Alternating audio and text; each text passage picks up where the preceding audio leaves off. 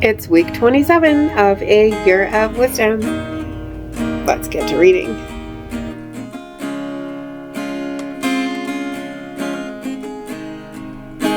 Day 186. Job 5. Call now, is there anyone who will answer you? To which of the holy ones will you turn? For wrath kills the foolish person, and anger slays the silly one. I myself have seen the fool taking root, but suddenly I cursed his place of residence. His children are far from safety, and they're crushed at the place where judgment is rendered, nor is there anyone to deliver them. The hungry eat up his harvest and take it even from behind the thorns, and the thirsty swallow up their fortune. For evil does not come up from the dust, nor does trouble spring up from the ground. But people are born to trouble, as surely as the sparks fly upward. But as for me, I would seek God, and to God I would set forth my case. He does great and unsearchable things, marvelous things without number. He gives rain on the earth and sends water in the fields. He sets the lowly on high, that those who mourn are raised to safety.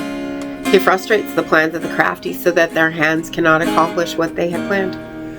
He catches the wise in their own craftiness, and the counsel of the cunning is brought to a quick end.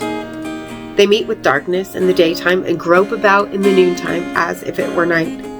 So he saves from the sword that comes from their mouth, even the poor from the hand of the powerful. Thus the poor have hope, and iniquity shuts its mouth. Therefore blessed is the one whom God corrects. So do not despise the discipline of the Almighty, for he wounds, but he also bandages. He strikes, but his hands also heal. He will deliver you from 6 calamities. Yes, in 7 no evil will touch you. In time of famine, he will redeem you from death, and in time of war from the power of the sword. You will be protected from malicious gossip, and will not be afraid of the destruction when it comes. You will laugh at destruction and famine, and need not be afraid of the beasts of the earth. For you will have a pact with the stones of the field, and the wild animals will be at peace with you. And you will know that your home will be secure, and when you inspect your domains, you will not be missing anything. You will also know that your children will be numerous, and your descendants like the grass of the earth. You will come to your grave in a full age, as stacks of grain are harvested in their season. Look, we have investigated this, so it's true. Hear it and apply it for your own good. Proverbs 5. My child, be attentive to my wisdom, pay close attention to my understanding, in order to safeguard discretion, and that your lips may guard knowledge. For the lips of the adulterous woman drip honey, and her seductive words are smoother than olive oil. But in the end she's bitter as wormwood, sharp as a 2-edged sword. Her feet go down to death, her steps lead straight to the grave. Lest she should make level the path leading to life. Her paths are unstable, but she doesn't know it. So now, children, listen to me. Do not turn aside from the words I speak. Keep yourself far from her, and do not go near the door of her house, lest you give your vigor to others and your years to a cruel person. Lest strangers devour your strength, and your labor benefit another man's house. And at the end of your life you will groan, when your flesh and your body are wasted away. And you will say, how I hated discipline. My heart spurned reproof. For I did not obey my teachers, and I did not heed my instructors. I almost came to complete ruin in the midst of the whole congregation. Drink water from your own cistern, and running water from your own well. Should your springs be dispersed outside, your streams of water in the wide plazas? Let them be for yourself alone, and not for strangers with you. May your fountain be blessed, and may you rejoice in your young wife. A loving doe, a graceful deer, may her breasts satisfy you at all times. May you be captivated by her love always. But why should you be captivated, my son, by an adulteress, and embrace the bosom of a different woman? For the ways of a person are in front of the Lord's eyes, and the Lord weighs all that person's paths. The wicked will be captured by his own iniquities, and he will be held by the cords of his own sin. He will die because there was no discipline. Because of the greatness of his folly, he will reel.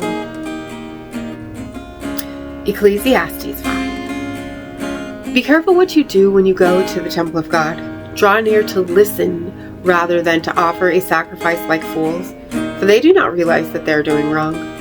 Do not be rash with your mouth or hasty in your heart to bring up a matter before God, for God is in heaven and you're on earth. Therefore let your words be few.